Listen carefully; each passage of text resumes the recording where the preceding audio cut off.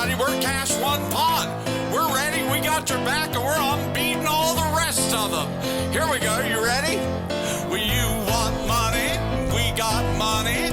You need money? We got money. We're Cash One Pond. Cash One Pond. Cash One Pond. Cash One Pond.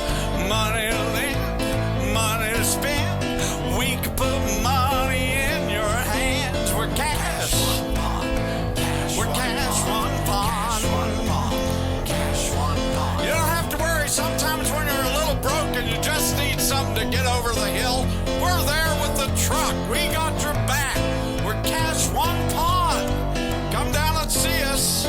Cash One Pond. We're Cash One Pond. Cash One Pond.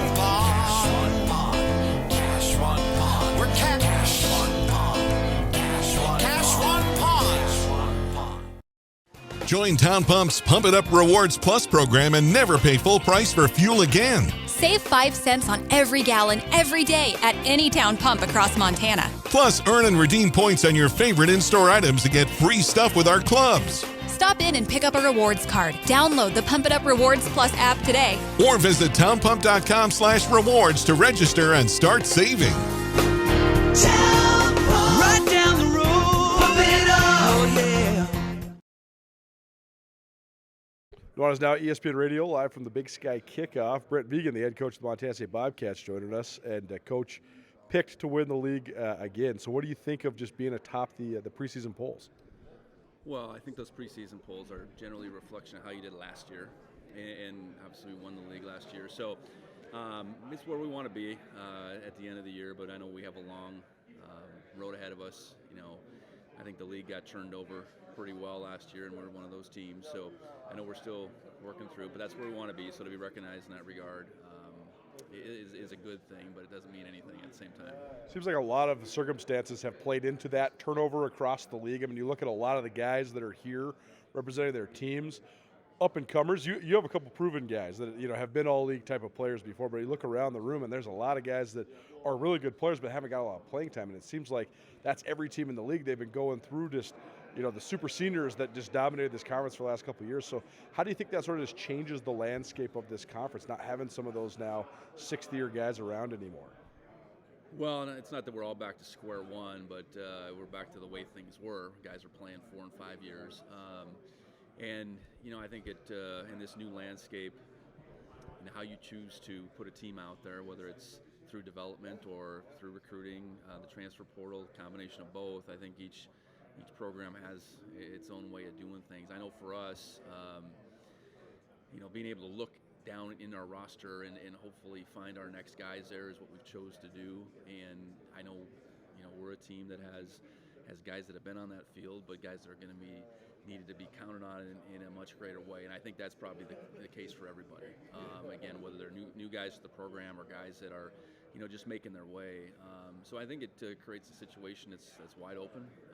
You better be ready every week to play, and you better do your scouting, because the off-season work that you maybe could do going back 5 to 10 years ago, whatever, on teams doesn't mean a whole lot, because the faces are changing much more. Let's give you, I know you have a lot of confidence in your guys' development within the program already, but sort of a definitive revelation of that, looking at the all-league teams, right? All 5 of the guys that landed on there are guys that you recruited out of high school, guys that are from Montana. I give Pocatello, Idaho, basically like complimentary Montana, right? So, but that sort of speaks to the development that you guys have been able to put forth as a program. Yeah, you want guys to rise through your program and be the next guy, I think, ideally. And if you don't have that, then for us, you supplement a few positions, but ideally more and more of those guys have come up through your program. They've seen, I think it's so important for our young guys to see the shining examples that have been in front of them. And we've had quite a few of them, and they really aspire to be that next guy. They might not look exactly the same, but they know what it means to represent our program, our state, all that stuff. So comforting, but at the same time, there's no great guarantee. So I'm excited about a lot of guys who have the ability to emerge. I'm excited about some of the new faces we did bring in, and I think so far that combination of growth as far as just a program, how our guys interact, how they demand more of one another. New guys stepping up and setting the standard has all been there this calendar year. Brent Vigen here on Nuanez Now, ESPN Radio from the Big Sky Kickoff in Spokane, Washington. Adam Jones, the preseason player of the year in the league. I know last spring you saw some flashes and you're really excited about it. What do you think it took him, though, to go from a guy that flashes during spring to then a guy who rushed for over 1,400 yards to then now a guy who's a preseason all Big Sky type of guy? Yeah, quite a transformation. I think Adam's got a tremendous work ethic to go with a lot of ability. When your best players are your hardest workers, that's the blend you need, and Adam certainly fits that mold. And he's still very young, and whether he's our best player or not, I don't know, but he's one of them. And I think he was one of those young guys that immediately gravitated towards that standard that guys like Tommy and Brody and whoever had set. And he goes into last year with. Last spring, thinking back with Julius and Scott Trey being in the mix, thinking I just got to do everything I can to be my best, but I better be ready to go. Julius goes down in spring, and that maybe accelerated things in his mind, at least the opportunity, but he gets out there against New Mexico, and I think he's figured out he belonged, and then he just built off that for the rest of the season. What's the next step for him? I think he's a stronger version of what he was. So I think for any back, you want to make sure that the health is critical. So I think he played 15 of our 16 games last year.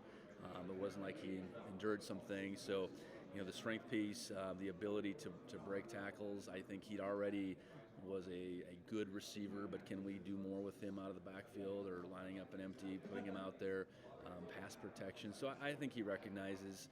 To some degree, yes, he had this great freshman year, but he's just scratched the surface. So, love his competitiveness, love his want to become his very best, and he's just going to be a sophomore. So I know that this is the next step for him. Tell me about the two guys you brought here and why you brought them. Start with Kenneth. Kenneth Iden representing Montana State on the defensive side. From all my interactions, seems like a guy that loves the Bobcats about as much as you can. So probably a pretty good representative as a hometown guy. Yeah, you want guys that are going to tell their story, but then also tell the story of Montana State. And I think we got two great examples, Kenny being from Bozeman, Kenny's dad playing for the Cats back in the day, and then you got a guy like JT from out of the area, from the Bay Area. Both guys, I think, as seniors in their own right, really appreciate Montana State and what it's done for them, and they've become very good football players along the way. So I think they're two guys that represent us well, and excited for Kenny to have the type of season that he does take that next step. We got big shoes to fill, losing Brody and the production that he provided us, but the expectations, Kenny's that next guy.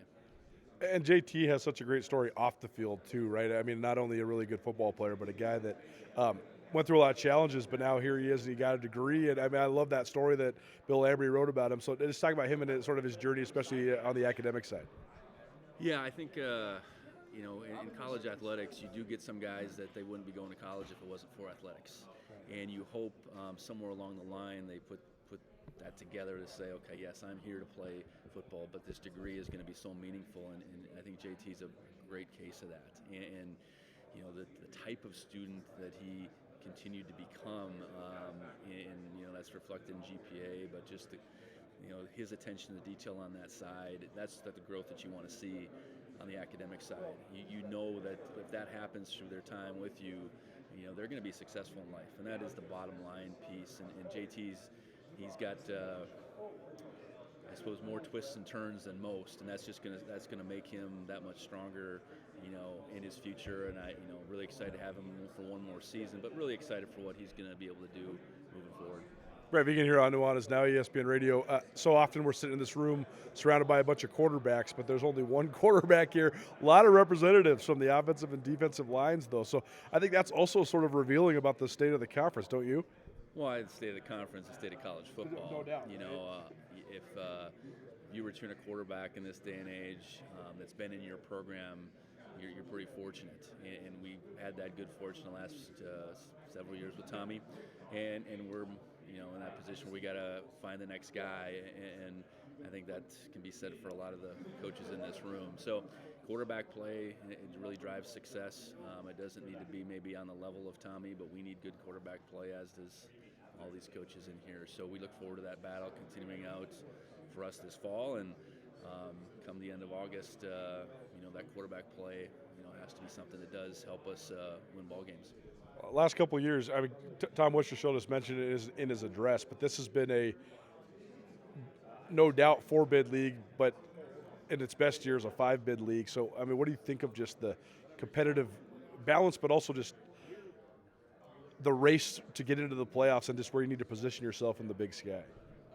Well, we've been very fortunate to make the playoffs each of my 4 years, and I do think the conference and its different types of opponents, the how everybody comes to the field each Saturday ready to go has been a really good prepare for us, and I think identifying who those teams are going to be is never an easy deal. I look at this year's makeup, and if you're saying it's going to be 5 teams, I think there's a lot of teams that could be in that mix, and getting on a run, getting some confidence early, for all our teams in conference play is so important. So, the non-conference is a prepare to some degree, and you have to do well there, obviously from a playoff perspective, but ultimately getting off to a good start in the league is important, and that's something we got to be able to do again. When it comes to all the other stuff that's swirling in college football, from realignment to NIL to the House settlement, all that sort of stuff, how do you go about just parsing through all of that? How much of it is a part of your day-to-day operations of your program? Well, I think you have to educate yourself, whether that's reading whatever's out there, which is always kind of a moving target. I'm fortunate that my primary mentor, Craig Bowl, is the head of the AFCA, so I can generally pick up the phone. He's usually in touch with the landscape as much as anybody, but I think you just want to, you can't control anything basically, but you have to be able to constantly adapt. And it doesn't do you any good to want it the way it was, because it's not going to be that way in a lot of cases. So what can you do to continue to stay ahead? Educate your coaches, educate your players, try to keep the semblance of a program and a culture together the best you can, because that still is to me the most powerful thing. The teams that can capture that have a program, that have a culture, that can recruit to that, can develop, are the ones that are going to be on top, and that's what we aim to continue to do. Do you have an opinion on the House settlement and the way it's gone down with the roster limits, especially and the revenue sharing? Well, I think just to get to a point where we can make progress is what it is. I don't know, we all share a piece of the pie. I don't know that makes sense for us at the FCS level, mid-major level, as far as the back pay and all that. But it's a number that's been set. We got to figure it out. I think for student athletes across the board to be able to share in the revenue, I think that's where we're heading. I do think that makes sense. Guardrails continue to need to be placed. We're not there yet by any means, but at least we got some direction. I think that's, we've lived the last couple of years with hypotheticals, and we're still in that world to some degree, but we have some direction. I know there's more that needs to be added onto this to really get to a place of any comfort's not even the right word, but protection, whatever it might be. So keep adapting. That's the bottom line. One other thing that Wischershall just mentioned is the in-ear communication. That's actually happening this year, right? That's coming. So what do you think of that? How does that help you communicate with your quarterback? How do you guys hope to employ that? Well, I think it's positive. I don't know. It's a tool certainly to deliver information, plays. I don't know how much coaching. I think we got to figure out how our quarterbacks want to respond to that. Defensively, kind of same goes. So I think for our coaches to continue, we had an opportunity to utilize them in the spring, the communication. So what benefits our guys? We talked as coaches a little bit. Will it slow the game down a little bit now that you can communicate this way? I don't know, but your players out there still need to make plays. You don't want to overload them. It's certainly an opportunity to deliver just a play call, and if it's that at its foundation, I think that's a positive move, and we'll utilize it to the best of our ability with the particular individuals that are out there on that field. They got to be able to take it and not have it be a weight on them either. Last one for me. The Big Sky is going through another change. Great, sounds good. Just the fact Sac State's leaving and 2 new schools are coming in. What do you just think of just sort of the transition within the league? Well, we haven't. We've had some stability, so to take this on, lose a team, have to bring it on and adapt is all part of it. So, wish them well, and excited that the league continues to have its sense of strength with numbers. From live to live, Brent Vigen's got to go. Thanks, Coach. Thanks a lot, Coach. Big Sky Breakdown, proudly presented by the Bobcat Collective at Montana State. The Bobcat Collective is the NIL collective that serves Montana State University student athletes. The collective is partnered with Montana State to connect fans, alumni, businesses, and local nonprofits with Montana State student athletes. Opportunities through the collective allow student athletes to earn compensation while serving the greater Montana State University community. Sign up now for memberships and enjoy automatic entry into raffles for free tickets while supporting the bright minds at Montana State. They have multiple different membership tiers, and you can also be a one-time supporter, and you can also business partner or corporate supporter. Visit bobcatcollective.com for more.